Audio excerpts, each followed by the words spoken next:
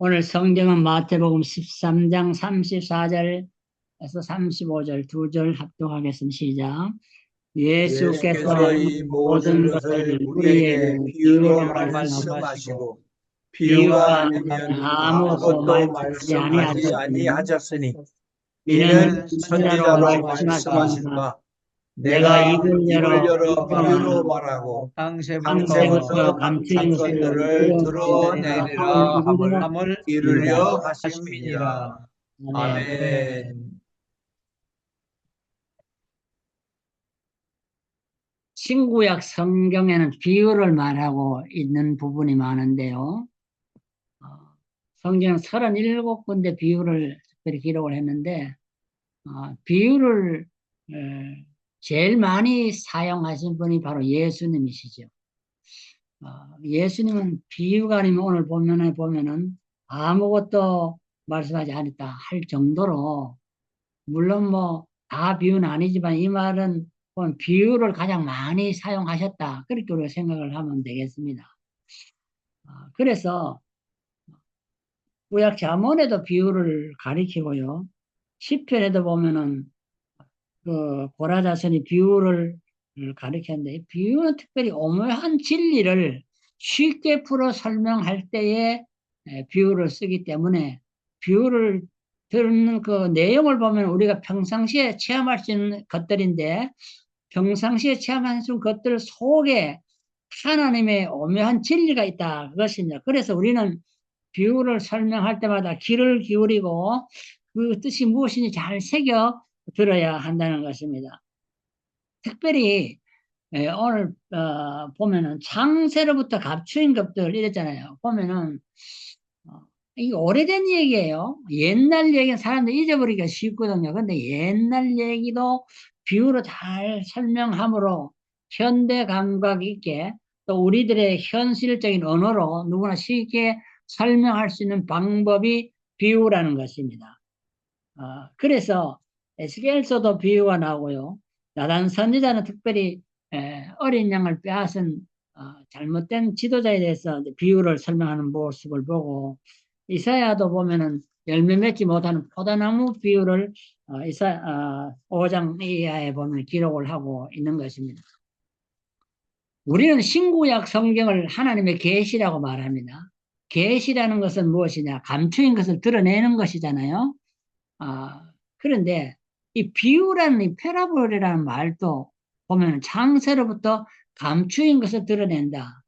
결국 보면은 계시라는 그 뜻이나 비유를 사용하는 목적이 똑같은 것을 볼 수가 있습니다. 하나님의 오묘한 진리를 우리 이 세속적인 언어로 누구나 쉽게 이해할 수 있도록 풀어 설명하는 것이 비유입니다. 왜냐하면은 인간의 이 한정된 있는 이성으로만은 하나님의 오묘한 그 진리를 다 깨달을 수 없기 때문에, 성령의 도우심과 비유를 통해서 우리는 하나님의 말씀을 보게 되고 듣게 되고 마음으로 깨달아서 우리 마음판에 새기게 되고 우리의 삶에 적용하여 실천하게 되는 것입니다. 특별히 예수님은 비유가 아니면 아무것도 가르치지 않다, 이렇게 말씀하지 않았다 했는데요. 이 정도로 비유를 많이 썼는데, 예수님은 그러면 첫째로 우리는 사용하신 비유가 뭐가 있는가? 예수님이 비유를 많이 쓰신 건데, 예수님 무엇을 위해서 비유를 쓰신가 보는데, 하나님의 나라에 대한 것을 설명할 때에 비유를 썼다, 그걸 볼 수가 있어요. 마태복음에 하나님의 나라에 대한 비유가 5가지 나오고 그 외에도 또 나오는데요. 마태복음 22장에도 나오고 마가복음 4장에도 나오는데, 예수님의 비유는 보면은 마태복음에 나오는 거, 씨 뿌리는 건 농부들이 농경 문화 시대에 누구나 다 하는 일이잖아요. 다 보고 듣고 아는 일인데, 씨 뿌리는 것을 통해서 이것을 비유로 설명해서 천국의 비밀을 가르쳤다. 우리가 얼른 생각해서 잘 이치가 안 맞잖아요. 어떻게 농부 밭에 씨 뿌리는 거하고 천국과 무슨 관계가, 이건 땅의 일이고 하늘의 일인데요. 그러나 성경 분명히 그렇게 설명하고요. 또 시중에도 볼모없는 겨자씨, 가장 조그마한 씨 중에 하나인데 겨자씨하고 천국하고 무슨 관계가 있을까요? 우리가 얼른 생각 아무 관계 없는 것 같아요. 그런데 예수님은 겨자씨를 통해서도 천국의 비밀을 우리에게 가르쳐 줬다. 그 비유로 말씀하셨어요. 누룩이라는 것도 보면 빵 만든 사람이나 누룩을 쓰잖아요. 이걸로. 그런데 이 누룩이라는 것을 가지고도 어떻게 하나님의 나라를 설명할 수 있을까? 우리 얼른 생각 이해가 잘 안 가요. 그런데 예수님은 누룩을 가지고도 하늘 나라를 설명했습니다. 감추인 보화, 또 아주 좋은 비싼 진주, 이런 것을 가지고도 천국을 설명했다는 거예요. 천국 비밀을 가르쳤다. 그래서 우리가 가만히 보면은 마태복음 22장에 뭐 혼인잔치, 누구나 결혼하잖아요. 이 혼인잔치를 통해 천국 비밀을 가르치고, 또 나가서 자라나는 씨앗의 비유를 통해서도 마가복음 4장 26절에 보면은 이 천국 비밀을 가르친다는 거거든요. 이걸 보면은 하여튼 성경에는 하나님의 나라에 대한 천국에 대한 것을 가르치실 때 예수는 비유를 많이 썼다. 비유를 많이 썼다. 7번의 비유를 써가 기록 말씀을 하셨는데요. 우리는 이것을 통해서 가만히 보면은요, 하나님의 나라에 관한 이 믿음은 사람들이 사실 없는 것입니다. 우리는 보이는 세상의 것만 바라보고 늘 살아가기 때문에 보이지 않는 천국에 대해서는 사실 사람들이 무지하고 관심도 없는 것입니다. 그래서 우리는 현실주의로 살아가는 자들이 많고, 이 땅에서 잘 먹고 잘 살고 쾌락을 누리고 건강하게 부자로 살면 되지, 뭐 죽고 난 다음에 일을 생각하냐, 그런 생각이 많잖아요. 그런데 우리는 관심이 없는 이 것에 대해서 하나님께서는 믿음을 자라나는 이 씨앗과 같이 작것을 조금 자라게 된다. 그래서 결국은 우리가 천국 가는 믿음에 확신을 갖게 되고 천국에 들어간다는 것을 설명할 때에 하나님은 이 땅에 여러 가지 우리 주변에 있는 평소에 볼 수 있는 사건을 통해서 천국을 설명했다. 그래서 우리가 사실 천국의 복음의 정인이로 부름을 받았는데 우리가 이 땅의 것을 자세히 보면은 다 거기에 천국의 비밀이 숨겨져 있는 걸 볼 수 있잖아요. 늘 보는 농경 문화 속에서라든지 우리가 자라는 모든 삶의 환경 속에서 결혼하고 하는 이 모든 삶 속에서 천국의 보화가 감춰져 있다. 그래서 우리는 일상의 삶의 복음은 적용이 돼야 되고 우리의 삶을 통해서 하나님의 나라를 잘 가르칠 수 있어야 된다. 보통 사람들이 천국에 대한 관심이 없어요. 알지도 못하고 보지도 못하고 듣지도 못하기 때문에. 그래서 예수님은 이 땅의 것을 가지고 하나님의 나라를 잘 설명했다. 우리가 한평생 살면서 내가 전한 복음이 천국 복음인데 남들이 그래서 알아듣기 쉽게 누구나 이해하고 쉽게 따라올 수 있도록 잘 가르쳐 있는가 생각해 볼 필요가 있다는 것이죠.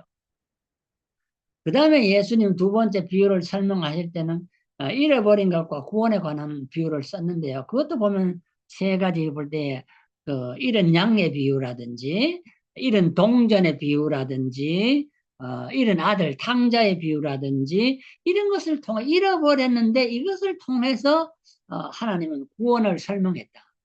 이걸 보면은요, 우리가 사실 구원에 관해서 사람들은 별로 관심이 없어요. 그러나 우리가 잃어버리고 사실 별로 안 찾아도 될 만한 것들이지만 이걸 찾기 위한 노력을 통해서 구원, 관심이 없는 데서도 관심을 두고 우리가 살아가야 할 것. 구원에 사실은 관심 있는 사람들이 신자들도 많잖아요. 어떻게 보면 땅에서 어떻게 하든지 출세하고 잘 먹고 성공하는 게 비계 사람들 관심이 있지요. 오히려 구원에 대해서 별로 관심이 없어요.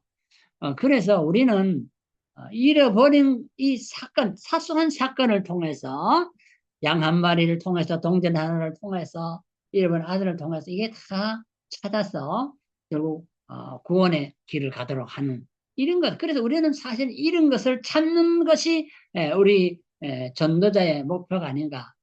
하나님의 택한 백성 이 땅에 무수히 많는데 아직도 잃어버린 모슬렘권이라든지 공산권에도 틀림없이 하나님의 백성이 있을 거라고 봐요. 근데 우리는 그들을 찾기 위해서 노력하는 모습이 이 구원의 비유, 잃어버림과 구원에 관한 비유에 성경에 나오는 것을 우리가 볼 수가 있습니다. 그래서 구원을 설명하는 것도 보통 사람들이 관심이 없는 미미한 사건을 통해서도 구원을 우리는 설명할 수 있다는 것을 말할 수 있고요. 그 다음에 세 번째 예수님의 비유를 사용할 때 보면 사랑과 용서에 관한 비유를 볼 수가 있습니다.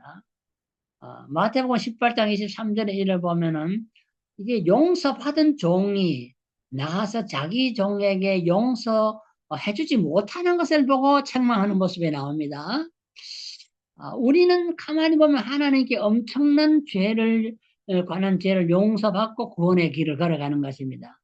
날마다 우리가 하나님 앞에 기도할 때마다 내 허물과 죄를 용서해달라고 기도하는데 사실 우리는 나가서 형제들이나 교인들 조금 사소한 잘못도 보면은 지적하고 캐서 야단치지 용서에 대한 그런 마음이 좀 없을 때가 너무 많아요.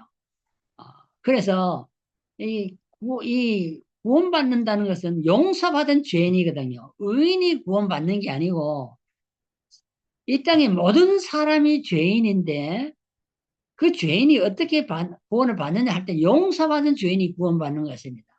이 땅에 의인이 살아가지고 구원받는 게 아니거든요. 의인은 없나니 하나도 없다고 했는데 구원이 그럼 어떻게 되냐. 용서받은 죄인이 구원받는 거죠. 그 용서하는 것이 성경에 상당히 귀한 것은 이거 주는 비유로 설명하셨는데요. 선한 사마리아인의 비유를 통해서도 용서라는 개념이 들어갑니다. 유대인들은 용서하지 못할 때 자기들의 교만 때문에 자랑 때문에 잘난 것 때문에 남을 용서하지 못해. 내 것이 똑똑하고 예수를 바로 믿는데 네 것이 그렇게 흐릿하게 믿어서는 안 된다고 남을 정죄하고 책망하기는 쉽지만은 그 불쌍한 연약한 영혼들을 위해서 우리가 용서하면서 사랑으로 보살피기는 어렵다는 겁니다. 그래서 사랑과 용서는 기독교의 복음의 핵심인데 구원은 받을 자에게 반드시 주어져야 할 사건들인데 이것도 예수님이 설명할 때에 비유로 설명해요. 비유로. 어렵기 때문에. 그 다음에 늘 우리가 합심 기도도 하고 개인 기도도 하고 다 기도하지만은요. 한국교회는 새벽 기도도 많이 하고 금요일 철야 기도도 많이 하고 구역도 모여 기도하고 늘 그러잖아요. 기도를 많이 하는데 이 기도에 관한 것도 비유로 주님은 설명. 비유. 기도는 뭐와 같으냐? 쉽게 설명해. 기도는 뭐나. 보면 기도를 설명할 때도 누가복음 18장 1절 이하에 보면은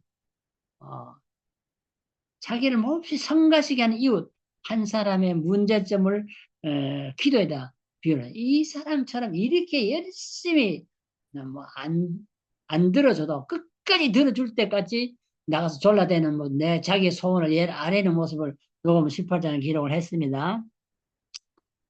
보통 정의를 실현한 법관이라고 해도 보면은 가난한 사람들의 죄는 쉽게 정죄해버리지 그것을 잘 해결해 주려고 하지 않잖아요. 그런데 이 사실 법관쯤 되면은 돈도 많고 명예도 있는 사람들인데 가난한 이웃을 돌보지 않고 뇌물과 권력에 눈이 어두워서 부자들이나 지휘관들만을 위해서 살아가는 듯한 그런 느낌을 넣는데 이것도 보면은 기도하면은 해결이 된다는 것을 설명을 했어요. 기도해라. 하나님이 반드시 공의로 심판해 주신다. 누가복음 18장 9절 이하도 보면 똑같이 계속해서 기도에 대한 비유를 설명할 때 바리새인과 세리의 기도를 두 가지 샘플을 놓고 딱 기도하는데요. 설명하는데 예수님이 바리새인도 기도하고 세리도 기도했다는 겁니다. 어떻게 보면 바리새인의 기도를 더 많이 했고 더 오래 했고 더 많은 사람이 보는 가운데서 소리 높여 기도했을 겁니다. 세리는 보면은 성전에 와서 저 구석에 처박혀 가지고 불쩍거리며 울면서 남이 보는지 안 보는지 관심도 없이 그렇게 기도하는 모습인데요. 이걸 보면은 우리가 꼭 기도는요 우리의 삶에 있어서 참 중요한 문제거든요. 문제가 있을 때마다 우리는 기도로 해결하려고 하잖아요. 그런데 이에 18장 1절을 보면은 이렇게 불의한 법관도 계속해서 이렇게 나가서 졸라대면 해결해 준다는 겁니다. 하물며 공의로운 하나님께서 택한 백성의 기도를 들어주지 않겠느냐? 이거 보면은 반드시 들어준다. 그래서 기도를 할 때는 반드시 응답이 주어진다는 거예요. 이걸 보면 반드시 응답 주어진다. 또 바리새인처럼 우리가 규칙적으로 뭐 큰 소리로 성전에서 남들이 보라고 고함을 안 질러도 세리처럼 성전 구석에서 남들이 듣는 동 마는 동 보는 동 안 보는 동 상관없이 울면서 자기의 죄를 자복하면서 겸손하게 엎드려 기도하는 이런 기도도 반드시 하나님 듣는다. 그래서 바리새인의 기도보다는 세리의 기도를 어, 하나님이 더 들어주신다.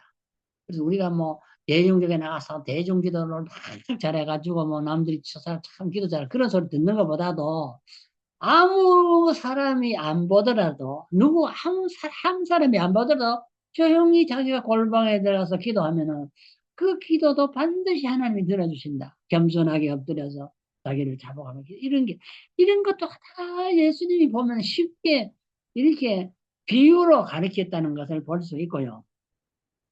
세상은 마지막에 다 종말이 오는데 종말에는 심판이 온다고 할 때 이것도 보면은 이 종말과 심판에 관한 것도 예수님이 비유로 다 가르쳐 줬어요. 비유로. 쉽게. 종말이 어떻게 되고 심판이 어떻게 되는지 그 보면은 특별히 마태복음 13장은 알곡과 가라지. 알곡과 가라지는 반드시 갈라진다는 거예요. 비슷한 모양으로 비슷하게 자라나지만은 비슷한 땅에서 똑같은 양분 먹고 자라지만은 반드시 추수 때는 갈라진다는 거예요. 알곡은 알곡대로 쭉정은 쭉 갈라져요. 그물의 비유. 마태복음 14장 47절. 포도원 주인과 소작하는 소작인의 비유. 열처녀 비유. 달란타 25장 달란트 비유. 양과 염소의 비유. 이 모든 것들을 보면은요. 세상 종말에 있을 종말과 심판에 관한 건데 이것도 보면은 현 시대의 급급해서 살아가는 자들에게 세상 종말을 알리고 종말에는 반드시 심판이 있다는 것을 알릴 때에 이 여러 가지를 비유를 들어서 설명하는 모습을 볼 수가 있어요. 심판이 반드시 있다는 거죠. 종말에는 반드시 심판이 온다. 그러므로 우리는 한 달란트를 받았던 두 달란트 받았던 10달 받은 달란트를 가지고 최선을 다해야지 남들이 방언한다고 똑같이 내가 방언하고 남들이 뭐 신유한다고 똑같이 그렇게 하지 말고 내게 주신 은사대로 하나님께서 충성하게 봉사하면 한 달란트를 받았더니 10달 그 무슨 상관이 받은 대로 봉사하면 되는 거잖아요. 열처녀처럼 다 등은 준비했는데 기름을 조금 준비해가 문제가 생기는 그런 어리석은 처녀가 또 있잖아요. 이런 것들을 보면은 종말에는 반드시 똑같이 비슷하게 믿는 것 같은데 갈라진다는 심판. 그래서 주님은 비유를 참 많이 쓰셨어요. 하늘나라에 관해서 종말에까지 다 이 비유로 다 우리에게 설명해 주셨는데 그래서 우리는 비유를 잘 그래서 한 비유를 가지고 우리는 1시간 설교를 할 수도 있는데요. 근데 왜 주님은 그러면 이런 비유를 사용해서 그 이유가 있잖아요. 비유를 사용해서 이유인데 이거는 보면은 천국의 비밀이라는 것은 어, 하나님이 깨닫도록 허락된 자가 있고 허락되지 않는 자가 있다는 걸 알아야 돼요. 국가에서도 비밀 취급을 할 수 있는 사람은 인가받은 사람이에요.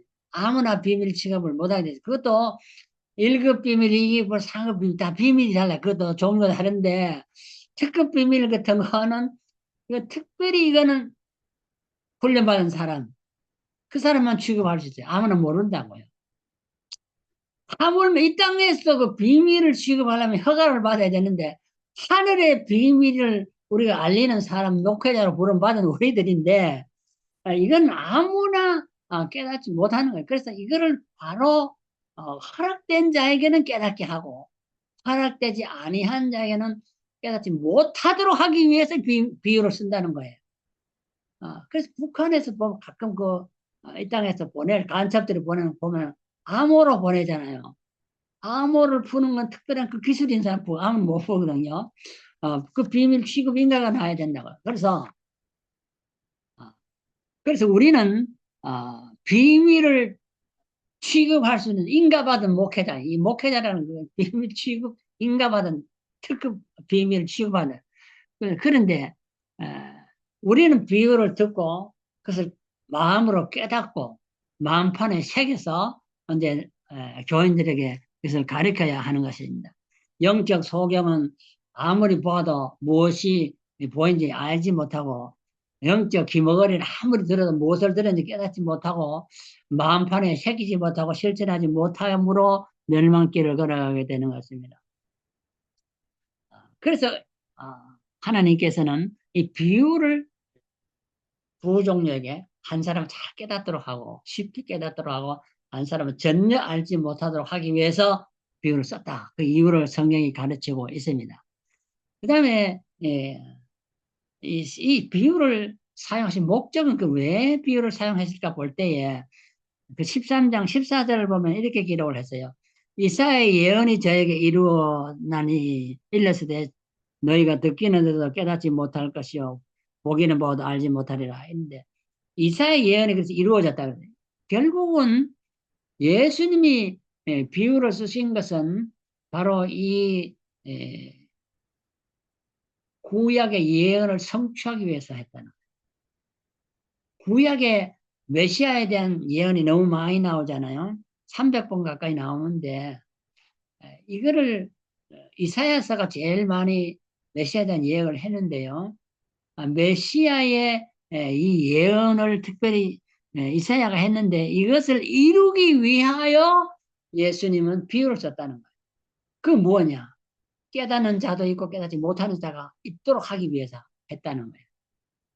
이거 보면 우리가 천국 복음을 듣고 깨닫고 이걸 믿고 전한다는 게 큰 축복인 것 같아 나는. 하나님이 알려주지 않으면 이거는 불가능한 거예요. 비밀을. 우리가 이 땅에 것도 다 모르고 땅속에 뭐가 있는 것도 모르는데 모래속에 보화가 있다는 건 사실 몰랐는데 성경에 보이 모래속에 보화가 있는데 그 보이 사우디 사막 같은 데도 그 속이 펑펑 나오니까 벼락 부자도 살더라고요. 그 모래 속에도 보화가 있다는 걸 사실 잘 모르거든. 그 항무지 다 못 쓰는 땅인 줄 알았는데 요 농사 짓는 옥토보다 잘 살더라. 그 있는 사람들이 놀고 먹더라. 대학까지 공짜로 시켜주고. 자, 그런데 이사야 예언에 이어서 이루어졌는데요. 이사야라는 뜻은 무엇이고 여호와는 구원의 하나님이시라는 거잖아요. 66장 이사야는 사실 신구약 66권의 요약이라고 보잖아요. 1장에서 39장까지는 구약 39권, 그 다음 40장부터 66장까지는 신약 27권, 이게 두 개 합해가지고 66권인데 이사야는 66장까지 되어 있거든요. 그러니까 이사야서는 그래서 전반부를 보면 전부 다 공의와 죄에 대한 심판이 나오고 39장까지는 40장 이하부터는 이 죄인이 회개가 돌아오면은 새로운 소망과 천국의 복음이 축복이 주어지는 걸 설명하는 것이 이사야 전반부 보면 딱 갈라지는데 신구약의 요점과 똑같이 갈라지는 것입니다. 이 예언대로 사실 아수르는 주전 722년에 망했고 남쪽 유다는 586년에 망했는데 그래서 남쪽이 136년에 더 오래 집권한 것은 더 말씀에 그들이 부합했기 때문에 더 오래 산 것입니다. 그 다음에 우리는 비유를 사용 목적은 또 한 가지는 있는데 성도들의 삶을 영적으로 더 풍성하게 만들기 위함이라. 그래요. 왜 그러냐면은 13장 그 전반에 보면 11절에 보면은 천국의 비밀이라는 게 너희에게 허락되었으니 쓰나 저희는 되지 아니하였는데 무릇 있는 자는 받아 넉넉하게 되되 무릇 없는 자는 그 있는 것도 빼앗기리라 이런 말이 있는데 있는 자는 뭐요? 허락이 되어 있는 사람. 이 사람들은 날마다 그 비유를 듣고 깨닫고 점점 말씀이 풍성해지고 삶이 영적으로 풍요로워지는 것입니다. 그러나 깨닫지 못하는 사람은 점점 피폐해지고 있는 것도 빼앗아. 그래서 어떻게 보면 돌짝밭에 떨어진 씨도 일단 싹이 나고 자라다가 결국은 죽잖아요. 길가 밭에 놓은 것도 자랄 수 없이 죽는데 이게 보면은 씨는 다 부러지는데 어디에 떨어진 씨가 자랍니까? 30배, 60배, 100배면 옥토에 떨어진 씨앗들이란 말이에요. 오늘 우리는 보면은 영적 삶의 풍요를 누리는 것이나 육적 삶의 풍요를 누리는 것은 하나님 말씀 내가 더 깊이 들어가고 깨닫고 허락된 우리에게 허락한 하나님의 이 비밀의 보고를 잘 찾아서 내 마음판에 새기고 내가 실천하고 또 그들에게 증거함으로 모두가 영적 삶에 풍요해서 하나님 나라 이럴 때 참 하나님의 아버지의 풍성된 종이 되라. 그런 말을 우리가 들으지. 그래서 특별히 여기 보면은 성경에 이런 말이 있어요. 13장 15절을 보면은 이 백성들의 마음이 완악하여져서 눈이 어두워지고 귀가 어두워지는 사람들 마음이 완악하다는 거예요. 이 완악한 사람은 교만하고 하나님 말씀 받아들여 하지 않습니다. 교회 와서 교회 의자에 앉았지만 그 말씀을 안 받아들여요. 안 받아들이는데 그들은 특별히 보면 그 15절에 내게 고침을 받을까 두려워한다. 내가 이 말씀을 받아가 내 마음이 변해가지고 내가 착한 사람이 될까 두려워한다는 거예요. 이거 보면 참 희한하죠. 우리 믿는 사람들은 복음을 들으면은 변화를 받고 참 하나님의 사람 변화되는 걸 좋아하는데 이 악한 사람들은 변화받는 것도 두려워한다는 거죠. 내게 주님께 변화받는 게 두려워한다는 거예요. 어떻게 보면 교회에 나오는 게 내게 두려워. 교회 가면 맨날 내 죄를 지적하고 내가 어떤 사람 드러내니까 막 두려워가 안 온 사람이 있다. 교회에 나오는 게 두렵다. 사실 그런 사람이 있는 거예요. 이 복음을 깨닫지 못하는 사람은 교회 나오기 두려운 거예요. 교회 나온 게 되게 짐이 되고 더 무거운 짐이 돼서 안 되는 거예요. 그래서 우리의 삶에 있어서는 하나님께서 천국의 비밀을 옛날의 비밀을 비유를 잘 쉽게 듣게 깨닫게 해주셨는데 우리 이 깨달아서 마음판에 새기고 나가서 증거함으로 주님의 지상 명령을 이루며 주님 앞에 설 때에 참 주님의 칭찬과 상급을 받는 우리의 삶이 되시기를 주의 이름으로 축원합니다. 기도드리겠습니다. 하나님 우리 아버지 감사합니다. 천국의 비밀, 옛날의 비밀, 우리가 듣지도 보지도 못한 비밀을 주님이 이 땅에 오셔서 쉽게 비유로 우리가 말씀해 주셨는데 우리가 이것 깨닫게 하시고 참으로 마음판에 새겨서 우리의 삶에 적응하며 또 나가서 증거함으로 주님의 지상 명령을 잘 받들어 섬기게 하시고 이 명령을 이루어서 다시 오실 주님을 맞이하며 준비하기에 부족함이 없도록 인도하여 주시옵소서. 성경이 무조건 어렵다고 받아들이지 않고 자기 변화를 거부하는 자들도 이 땅에 많습니다. 아버지 저들의 완악함을 주님이 불쌍히 여주시고 저들의 마음이 옥토로 변화될 수 있도록 도와주셔서 선교사들이 가는 곳곳마다 복음을 증거할 때에 참으로 많은 열매를 거둬들일 수 있도록 도와주시옵소서. 예수님의 이름으로 간절히 기도드리옵나이다.